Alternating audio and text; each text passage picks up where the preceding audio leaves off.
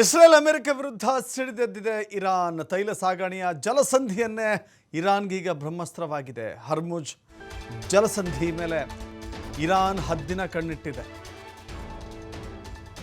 Hormuz ಜಲಸಂಧಿ ಅದು ಕೂಡ ತೈಲ ಸಾಗಾಣಿಕೆಯ ಅತಿದೊಡ್ಡ ಹಾದಿ, ಅದು ಜಾಗ ಅದು. ಹೀಗಾಗಿ ಹಡಗುಗಳಿಗೆ ಬೆಂಕಿ ಹಾಕುತ್ತೇವೆ ಅಂತ ಎಚ್ಚರಿಕೆಯನ್ನು ಕೊಟ್ಟಿದೆ. ಇಸ್ಲಾಮಿಕ್ ರೆವಲ್ಯೂಷನರಿ ಗಾರ್ಡ್ ಕಾರ್ಪ್ಸ್ ಎಚ್ಚರಿಕೆಯನ್ನು ನೀಡಿದೆ. ಈವರೆಗೆ 6 ತೈಲ ಹಡಗುಗಳ ಮೇಲೆ ಇರಾನ್ ದಾಳಿ ಮಾಡಿದೆ. 6 ತೈಲ ಹಡಗುಗಳ ಮೇಲೆ. ಯಾಕೆಂದರೆ ಹರ್ಮುಜ್ ಜಲಸಂಧಿಯ ಮೂಲಕವೇ ತೈಲ ಸಾಗಣೆ ಆಗಬೇಕು ವಿವಿಧ ರಾಷ್ಟ್ರಗಳಿಗೆ, ವಿವಿಧ ದೇಶಗಳಿಗೆ. ಸೊ ಹೀಗಾಗಿ ಅಲ್ಲಿ ಏನಾದರೂ ಡಿಸ್ಟರ್ಬ್ ಆದರೆ ಅಥವಾ ಆ ಜಲಸಂಧಿ ಬಂದಾದರೆ ನಿಜಕ್ಕೂ ಕೂಡ ಬೇರೆ ಬೇರೆ ದೇಶಗಳಿಗೆ ಹೋಗುವಂಥ ತೈಲ ಸಾಗಣೆಗೆ ಬಹಳ ದೊಡ್ಡ ಪರಿಣಾಮ ಉಂಟಾಗುತ್ತೆ, ಸ್ಥಗಿತ ಆಗುತ್ತೆ. ಸೊ ಹೀಗಾಗಿ ಇರಾನ್ ಹದ್ದಿನ ಕಣ್ಣಿಟ್ಟಿದೆ. ಈಗಾಗಲೇ 6 ತೈಲ ಹಡಗುಗಳ ಮೇಲೆ ಕೂಡ ದಾಳಿ ಮಾಡಿದೆ. ಆ ಹರ್ಮುಜ್ ಜಲಸಂಧಿಯನ್ನು ಬಂದ್ಗೊಳಿಸಿದರೆ ಅಥವಾ ಅಲ್ಲಿಯೇ ಅದನ್ನೇ ಗುರಿಯಾಗಿಸಿಕೊಂಡು ದಾಳಿ ಮಾಡಿದ್ರೆ ಎದುರಾಳಿಗಳನ್ನು ಸುಲಭವಾಗಿ ಎದುರಿಸಬಹುದು ಅಂತ ಹೇಳಿ ಲೆಕ್ಕಾಚಾರವನ್ನು ಹಾಕ್ಕೊಂಡಿದೆ. ಹಾಗಾದರೆ ಈ ಹೊರ್ಮುಜ್ ಅಥವಾ ಹರ್ಮುಜ್ ಜಲಸಂಧಿ ಬಂದಾದರೆ ಏನಾಗುತ್ತೆ? ಹೊರ್ಮುಜ್ ಜಲಸಂಧಿ ಮೇಲೆ ಹದ್ದಿನ ಕಣ್ಣಿಟ್ಟಿದೆ ಇರಾನ್. ಈವರೆಗೆ 6 ತೈಲ ಹಡಗುಗಳನ್ನು ಹೊಡೆದುರುಳಿಸಿದೆ. ಸದ್ಯಕ್ಕೆ ಹೊರ್ಮುಜ್ ಜಲಸಂಧಿಯನ್ನು ಮುಚ್ಚಿದೆ ಇರಾನ್. ಸೊ ಹೀಗಾಗಿ ಜಲಸಂಧಿಯಲ್ಲಿ ನಿಂತಿದ್ದಾವೆ 106 ಹಡಗುಗಳು. ಏಷ್ಯಾ ದೇಶಗಳಿಗೆ ರವಾನೆಯಾಗಬೇಕಾಗಿದ್ದಂಥ ತೈಲ ಅಲ್ಲೇ ಬಾಕಿಯಾಗಿದೆ. ಹಾಗಾದರೆ ಯಾಕೆ ಮುಖ್ಯ ಆಗುತ್ತೆ ಈ ಜಲಸಂಧಿ ಅಂತ ನೋಡೋದಾದರೆ, ಇದು ಇರಾನ್ ಮತ್ತು ಒಮನ್ ನಡುವಿನ ಪ್ರಮುಖ ಜಲಮಾರ್ಗ. ಇರಾನ್ ಮತ್ತು ಒಮನ್ ದೇಶಗಳ ನಡುವಿನ ಪ್ರಮುಖ ಜಲಮಾರ್ಗ. ಪರ್ಷಿಯನ್ ಕೊಲ್ಲಿಯನ್ನು ಒಮನ್ ಕೊಲ್ಲಿ ಮತ್ತು ಅರಬ್ಬಿ ಸಮುದ್ರಕ್ಕೆ ಸಂಪರ್ಕ ಕಲಿಸುತ್ತೆ. ನೋಡಿ, ಬಹಳ ಇಂಪಾರ್ಟೆಂಟು ಅಂತ ಹೇಳಿದ್ರೆ, ಇದು ಅತ್ಯಂತ ಪ್ರಮುಖ ಜಲಮಾರ್ಗ. ಯಾಕೆ ಅಂತ ಹೇಳಿದ್ರೆ, ಪರ್ಷಿಯನ್ ಕೊಲ್ಲಿಯನ್ನು ಒಮನ್ ಕೊಲ್ಲಿ ಮತ್ತು ಅರಬ್ಬಿ ಸಮುದ್ರಕ್ಕೆ, ಈವನ್ ನಮ್ಮ ಭಾರತ ಅರಬ್ಬಿ ಸಮುದ್ರವನ್ನು ಹೇಗೆ ಅರಬ್ಬಿ ಸಮುದ್ರಕ್ಕೆ ತಲುಪಬೇಕಲ್ಲ, ಹಾಗೇನೆ ಅರಬ್ಬಿ ಸಮುದ್ರಕ್ಕೆ ಸಂಪರ್ಕವನ್ನು ಕಲ್ಪಿಸುತ್ತೆ. ಜಾಗತಿಕ ಕಚ್ಚಾ ತೈಲ ಪೂರೈಕೆಯ 20% ಹೆಚ್ಚು ಸಾಗಣೆಯ ಹಾದಿ ಇದು. ಇರಾನ್ನ ದಕ್ಷಿಣ ಉತ್ತರದಲ್ಲಿರುವಂಥ ಹೊರ್ಮುಜ್ ಜಲಸಂಧಿ ಇದು. ಸೌದಿ ಅರೇಬಿಯಾ, ಇರಾನ್, ಇರಾಕ್ ಮತ್ತು ಕುವೈತ್, ಕತಾರ್, ಅರಬ್ ದೇಶಗಳಿಗೆ ತೈಲ ಮತ್ತು ನೈಸರ್ಗಿಕ ಅನಿಲ ಇಲ್ಲಿಂದಲೇ ರಫ್ತಾಗುತ್ತೆ. ಹೀಗಾಗಿ ಇದೆಲ್ಲವನ್ನು ಕೂಡ ರಫ್ತು ಮಾಡಲಿರುವಂಥ ಏಕೈಕ ಜಲಮಾರ್ಗ ಇದು.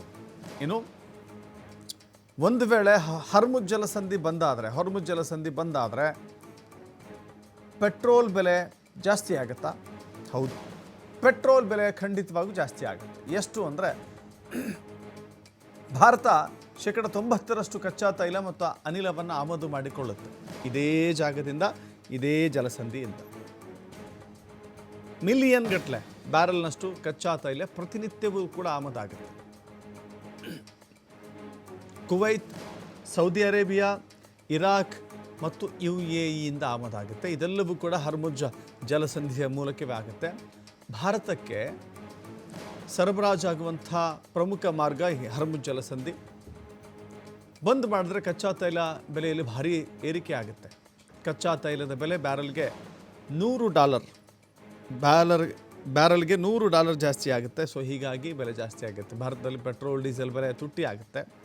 ಜಾಗತಿಕ ಹಣದುಬ್ಬರ 0.6ರಿಂದ 0.7% ಹೆಚ್ಚಾಗಬಹುದು ಜಾಗತಿಕವಾಗಿ. ಈ ಬಿಕ್ಕಟ್ಟು ದೀರ್ಘಕಾಲ ಮುಂದುವರೆದರೆ ಆರ್ಥಿಕ ಹಿಂಜರಿತ ಭೀತಿ ಶುರುವಾಗುತ್ತೆ.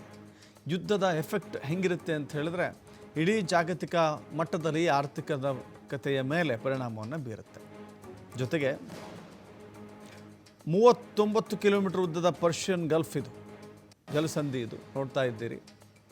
ಸೊ ಏಷ್ಯಾ ರಾಷ್ಟ್ರಗಳಿಗೆ, ಅದರಲ್ಲೂ ಭಾರತಕ್ಕೆ ಹೊಡೆತ ಖಂಡಿತವಾಗೂ ಬೀಳುತ್ತೆ. ಸಮುದ್ರ ಮಧ್ಯದಲ್ಲಿಯೇ ಲಂಗರು ಹಾಕಿದ್ದಾರೆ 150 ಹಡಗುಗಳಿಗೆ. ಲಂಗರು ಅಂತ ಹೇಳಿದ್ರೆ ಅದೊಂದು ಪಾರ್ಕಿಂಗ್ ವ್ಯವಸ್ಥೆ, ಅಲ್ಲೇ ನಿಲ್ಲುವ ರೀತಿಯಲ್ಲಿ ಆಗುವಂಥ ಲಂಗರುಗಳನ್ನು ಹಾಕಿದರೆ ಆ ಹಡಗುಗಳು ಮುಂದೆ ಹೋಗೋದಿಲ್ಲ, ಅಲ್ಲಿಯೇ ನಿಂತುಕೊಳ್ತಾರೆ. ಭಾರತ ರಷ್ಯಾದಿಂದ ತೈಲ ತರಿಸಿಕೊಳ್ಳಬೇಕಾದಂಥ, ಖರೀದಿಸಬೇಕಾದಂಥ ಅನಿವಾರ್ಯತೆ ಆಗುತ್ತೆ. ಹೀಗಾಗಿ ಬಹಳ ದೊಡ್ಡ ಮಟ್ಟದ ಪರಿಣಾಮ ಬೀರುತ್ತೆ.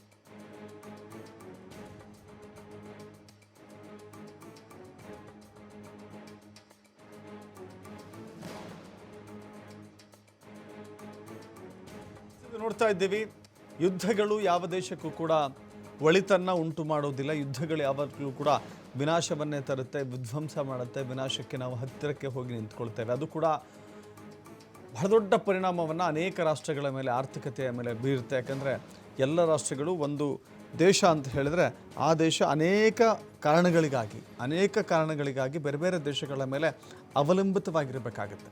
ನಮ್ಮ ದೇಶ ತೈಲದ ಕಾರಣಕ್ಕಾಗಿ ಈಗ ಇರಾನನ್ನು ನೆಚ್ಚಿಕೊಂಡಿಲ್ವಾ? ಖಂಡಿತವಾಗಿಯೂ ಕೂಡ. ನೋಡಿ, ಅಲ್ಲಿರುವಂಥ ಒಂದು ಚಿಕ್ಕ ಜಲಸಂಧಿ, ಅದು ಜಲಮಾರ್ಗ, ಅದು ಆ ಜಲಮಾರ್ಗ ಅರಬ್ಬಿ ಸಮುದ್ರಕ್ಕೆ ಸಂಪರ್ಕವನ್ನು ಕಲ್ಪಿಸುತ್ತೆ. ಅನೇಕ ರಾಷ್ಟ್ರಗಳು ಕೂಡ ಅರಬ್ಬಿ ಸಮುದ್ರದ ಬಂದರುಗಳನ್ನು ಹೊಂದಿದ್ದಾವೆ. ಆ ಮೂಲಕ ತೈಲ ಆಮದು ಆಗುತ್ತೆ. ಬಟ್ ಈಗ ಈ ಜಲಸಂಧಿ ಮುಚ್ಚಿದರೆ ಮುಂದೆ ಏನು ಕತೆ ಎನ್ನುವ ಆತಂಕ ಎದುರಾಗಿದೆ.